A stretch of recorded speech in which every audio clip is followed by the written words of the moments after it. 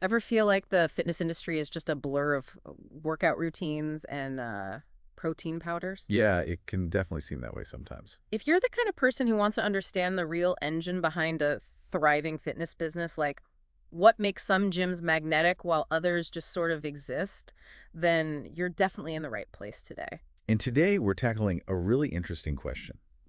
How does a simple gym, four walls and some equipment, how does it actually evolve into a recognizable and influential brand, something people genuinely connect with? Exactly. And our roadmap for this Dup Dive is an insightful white paper by Jim Thomas. It's called From Gym to Brand, How to Build a Following Bigger Than Your Facility. Good stuff. Yeah, think of this as your shortcut to understanding the key moves in building a powerful fitness brand.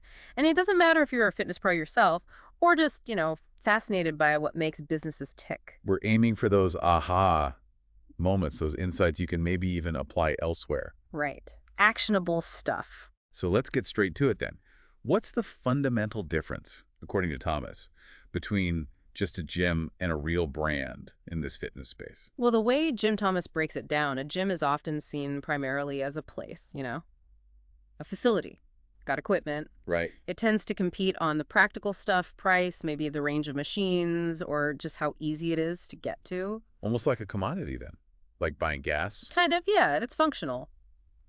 But a brand that goes much deeper. Okay. It's about why people choose your specific gym, and maybe even more importantly, why they stick around, why they become loyal. Right. So brands compete on a totally different level. Yeah. It's about the meaning they offer, the whole experience they create, and that crucial emotional connection they build with their members, their community.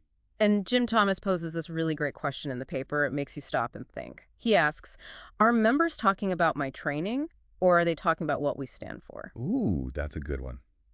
That really cuts to the chase, doesn't it? It really does. It forces you to think, are you just providing a service, like a utility, or are you actually cultivating an identity, a purpose, Yeah, it's that mindset shift, moving from just being in the gym business. to being in the brand business? You're building something people want to belong to, not just use. Okay, so if we're aiming for that, aiming to build a brand, where do we even start? How do you define what that brand actually is? Well, it all starts internally. Yeah. With a really strong compass, Thomas emphasizes these foundational bits of brand identity. First up is your mission. So why? Exactly. Yeah. What's driving you beyond just, profit? What impact do you genuinely want to make? Then there's your vision. What future are you trying to build? For your members, for the community. And those core values, they're like Yeah. the non-negotiables, right? The rules of the road for your gym's culture. Perfectly put.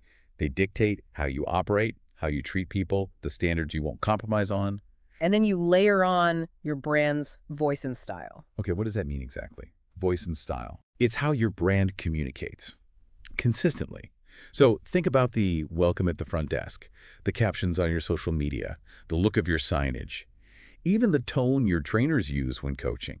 It all needs to feel like it's coming from the same place. Ah, so that consistency piece must be huge. Like, if your Instagram is all high energy and motivational, but walking into the gym feels kind of, nah. That's a major disconnect. Yeah, It erodes trust. People get confused. makes sense. When your message and your actions line up everywhere, people start to really get who you are and what you're about. And that builds a much, much stronger connection. Okay, now let's talk about the people on the front lines, the trainers. Jim Thomas has this idea about turning them into local celebrities. That's This is intriguing. a really smart play, actually. Hmm. As Thomas points out, people connect with people, right? Yeah. Not just logos or buildings. Sure. Your trainers are the ones interacting with members every single day, building those relationships. So if you empower them to build their own personal brands under the umbrella of your gym, You're basically multiplying your reach. exactly, multiplying your visibility, your credibility right there in the local community. So what does that look like practically? What can a trainer actually do to become that sort of go-to fitness person locally? Thomas suggests pretty straightforward, consistent actions. Things like sharing quick daily fitness tips, maybe some behind-the-scenes video of how they train or think about fitness. Okay. Highlighting client wins is huge, those real transformation stories. That's powerful social proof. Yeah, people love seeing results. Totally. And encouraging them to maybe speak at local health fairs or offer a free workshop at the library positions them as experts. Even simple stuff like a weekly Q&A on Instagram builds rapport and trust. Right, I can see that. Someone might start following a specific trainer they like. And then discover the awesome gym they work at. It's like having a team of authentic micro-influencers representing your brand. That makes a lot of sense. Their personal connection feeds directly back into the main brand. Precisely. It strengthens the whole perception and reach. Okay, let's shift gears a bit to the physical space itself. The paper talks about creating an Instagram-worthy space, so the look and feel of the gym floor is actually part of the brand building now. Oh, absolutely. It's huge. In this visual world we live in, your gym's appearance is basically a marketing tool. Thomas makes the point that a space that looks good, that's visually appealing. Is way more likely to get shared on social media. Exactly. People take selfies, they tag the location, they post about it. That leads to organic discovery, genuine word of mouth. It's incredibly valuable. So what kind of specific things can a gym do? What investments make sense for becoming more Instagram-worthy? Well, think about creating specific photo spots, like a cool branded wall or maybe a fun selfie station with good lighting. Okay. Investing in some unique visuals, like on-brand murals or maybe a neon sign with a gym slogan. Even just having really consistent color themes, good Yeah. lighting throughout, and yeah, branded merch that looks good in photos, towels, mats, water bottles. It all adds up to a cohesive, shareable look. And the call to action is pretty simple, but effective, right? Just encouraging members, check in, tag us, use our hashtag. Yep. That user-generated content. It's gold, pure gold. When members choose to share their positive experiences in your cool-looking space, it's authentic proof to their friends and followers. Way more powerful than you running an ad. Right. Okay, so we've got the people, the space. What about reaching beyond the gym walls? Jim Thomas emphasizes producing purposeful content. What kind of content really builds a brand? Content is how you stay connected and keep providing value, both to your local folks and maybe an online audience too. Right. Thomas suggests things like quick, useful workout tips or nutrition advice, short videos, maybe 3 to 5 minutes long, easy to digest. Things people can actually use. Exactly. And also videos that explain the why we do what we do, sharing your brand's philosophy, its core mission. That helps people connect on a deeper level than just sets and reps. And those member transformation stories we mentioned earlier, showcasing those must be huge for content too. Oh, absolutely. Those personal stories are incredibly inspiring, super relatable for people who might be thinking about joining. Makes sense. And don't forget things like a regular email newsletter. Not just selling, but sharing genuinely useful lifestyle or health info. It keeps you top of mind and builds trust. So the overall goal here isn't just selling memberships, it's positioning the gym as like a trusted resource, a voice of authority. Precisely. You want to be the go-to source for fitness knowledge and inspiration in your area, maybe even beyond, offering education, entertainment, motivation, not just access to equipment. Okay, next up is leveraging community partnerships. This sounds like a smart way to grow your reach without just throwing money at ads. Absolutely. Building alliances with other local businesses that serve a similar type of person but aren't direct competitors, that can lead to some really great organic growth. Who would that typically be? Thomas suggests looking at places like juice bars, healthy cafes, maybe physical therapists or chiropractors, even local wellness influencers who vibe with your brand's values. Okay, yeah, that makes sense. Complementary businesses. Right. And then you can do cool stuff together. Like what kind of collaborations work well? You could run joint fitness challenges, maybe co-host a wellness event, do cross-promotional giveaways, things that get buzz going for both businesses, and introduce you to each other's audiences. Content swaps too, like mentioning them in your newsletter, they mention you on their blog. Definitely. Swapping content for email lists or social media shoutouts is super effective. You could even do like pop-up workouts at their location or have them do a tasting at yours. Ah, okay. Yeah. So it's really about finding that synergy. Yeah, where it's a genuine win-win. The key is staying visible and top of mind even when people aren't physically in your gym. You become part of their wider health and wellness world. Right, part of the local fabric. Exactly. Building that network just amplifies everything. Now let's talk swag. Who doesn't love good swag?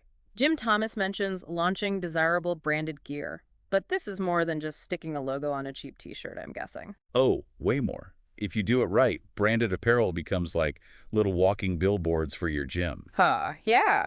But the key, as Thomas really emphasizes, is making gear that people actually want to wear. Not just to the gym, but like out and about. So better quality, maybe cooler designs? Definitely. Think about quality fabrics, stylish cuts that are actually fashionable, maybe a more subtle or minimalist logo sometimes, not just a giant splashy one.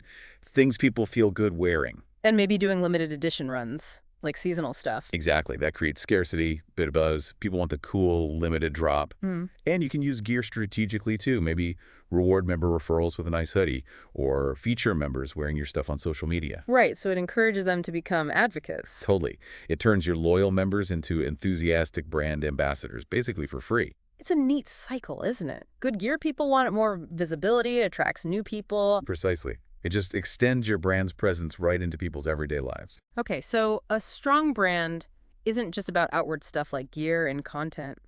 It also seems really dependent on the feeling inside the gym, the community. Thomas calls this building a member-driven movement. How do you actually do that? Yeah, this is crucial. It's about creating an atmosphere where people feel like they truly belong, like they're seen and valued beyond just their membership fee. So how does a gym foster that?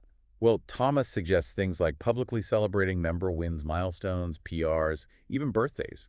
It makes the connection feel more personal. People like being recognized. For sure. And having a really strong internal referral program, one where both the person referring and the new person get some kind of reward, that builds community and encourages organic growth from within. And those social media shout outs for transformations or hitting goals, Mm. that must feel pretty good for the member. Absolutely. It creates this sense of shared success and motivates everyone.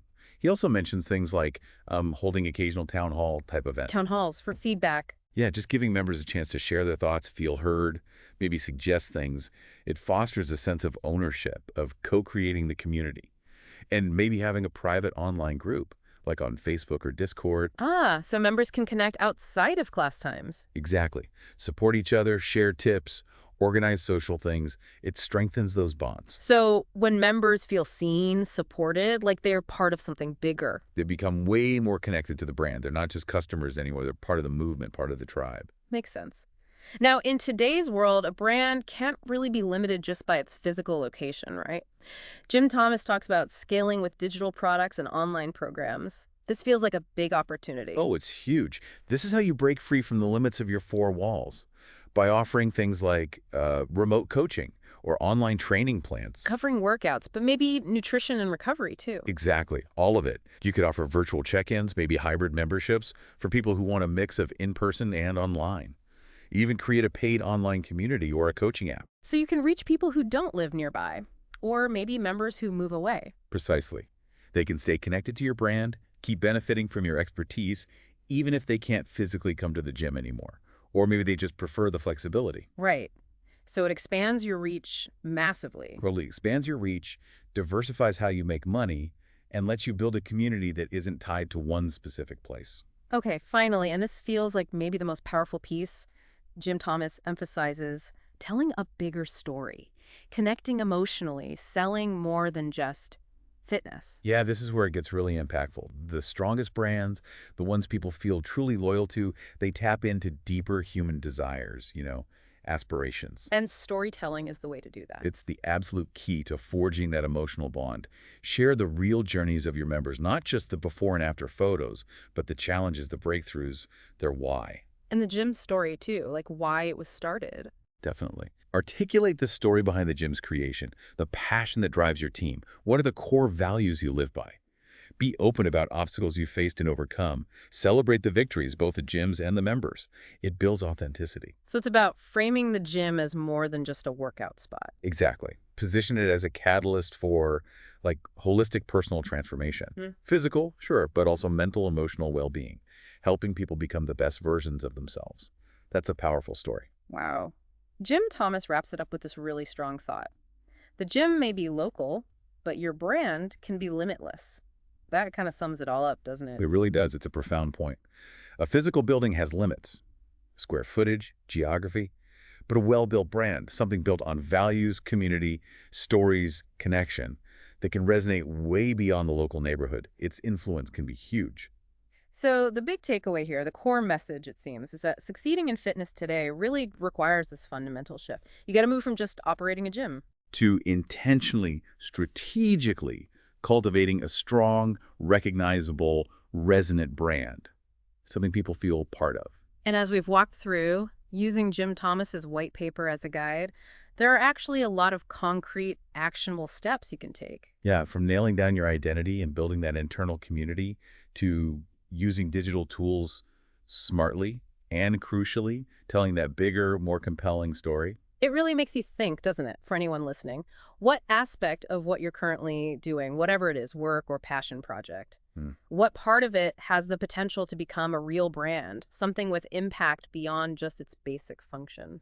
That's a great question to ponder. Maybe take some time after this, reflect on the strategies we talked about. How could defining a mission, building community, sharing your why apply to what you care about? Yeah, definitely food for thought. And remember, this deep dive is really just scratching the surface. There's always more to explore, more to learn in this whole fascinating world of brand building and connection. Absolutely. Always more to uncover. Join us next time for another journey into the heart of knowledge.